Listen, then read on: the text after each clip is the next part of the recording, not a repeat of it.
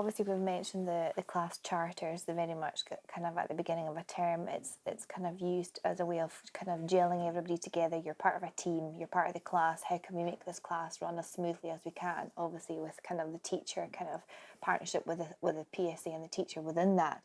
The pupil interest groups, again, we meet monthly. I think it's mostly to do with children very much feeling that they have a voice and are listened to. The pupil interest group, they cover, there's a number of things in the school, like we've got the library improvement group, we've got the rights respecting group, we've got, I've got the health and wellbeing group, the eco schools. There's a number of projects that the children are involved with, and it's led by them. And I think that gives them the sense of, regardless of any sort of differences, they feel valued, they feel that they have a voice and are listened to, because the proof is in the pudding. You go around the school and you see the things that the groups have worked on, you see the impact that they've had on the school or even out into the local community. A lot as well has come from what the children have come into school and discussed. For example, we did quite a bit of work on refugee children, and that came from a child who came into the classroom and had been absolutely appalled at what they'd seen on television about the refugee camps, children who had a temporary school there but only got about an hour of education a day. They felt that that was wrong. And then at the end of the day, the kids had to go, the children were going and working in a brick factory and doing heavy labour. They were absolutely appalled about this and did a whole lot of work on that.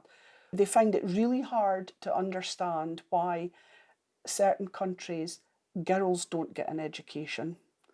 And that comes from both our girls and the boys, and that's unfair. So there is this, everybody should be treated fairly. Whatever it is, doesn't matter about whether it's race, creed, colour, religion. And again, they're very understanding of the fact that there are other people who don't go to the same church, for example, don't worship in the way that they do, and that they are respectful of other people's beliefs and wishes. And that, again, is because they know that that is a right and it shouldn't be taken away from anybody. Well, what we do is we get into a circle and we tell each other about our weekend. And every time it's the next person's shot, we have to say like good morning or good afternoon to that person. In P5 we had this box. It was called Box of Worries, and then people could anonymously write down something on a piece of paper, pop it in the box. So that way they don't have the whole fear of knowing something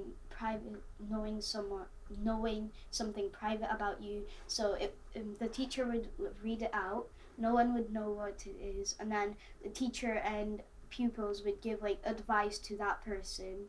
So if they were listening, they would know what they could do.